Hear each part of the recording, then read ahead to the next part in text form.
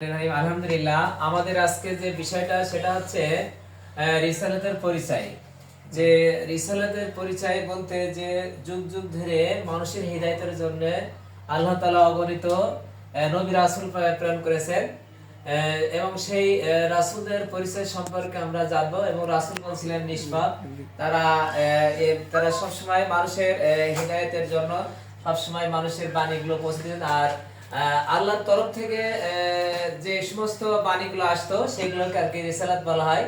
তো এই রিসালাত গুলো দ্বারা মানুষ তারা হিদায়াতের রাস্তার পথগুলো দেখে দেয়, যে মানুষ বিভিন্ন খারাপ কাজের দিকে যায় এবং বিভিন্ন খারাপের দিকে যায় বলে এই জন্য নবী রাসূলগণ আসার পরে মানুষদেরকে সেই সঠিক এবং হিদায়াতের রাস্তাগুলো তাদেরকে দেখে দেওয়া হয়। এবং মানুষগুলো এগুলো আল্লাহ পাক এমনি ভাবে এই পৃথিবীতে পাঠান নাই।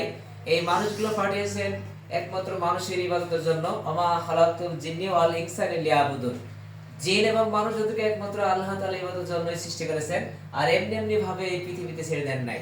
প্রত্যেকটা মানুষের কৃতকর্মের জন্য জবাবদিহি করতে হবে। ফামাইয়ামাল মিসকালা যাররাতি খায়রান ইয়ারা ওয়া মাইয়ামাল মিসকালা যাররাতি শাররান ইয়ারা। যারা যারা পরিমাণ যদি খারাপ কাজ করা হয় তাও তাদেরকে দেখিতে হবে, এবং যারা যারা পরিমাণ ভালো কাজ করা হয় তাও সেদেরকে দেখিতে হবে। এই জন্য প্রত্যেকটা কৃত্যকর্মের হিসাবগুলো আমাদের পঙ্খানুপঙ্খভাবে আল্লাহর কাছে জবাবদিহি করতে হবে।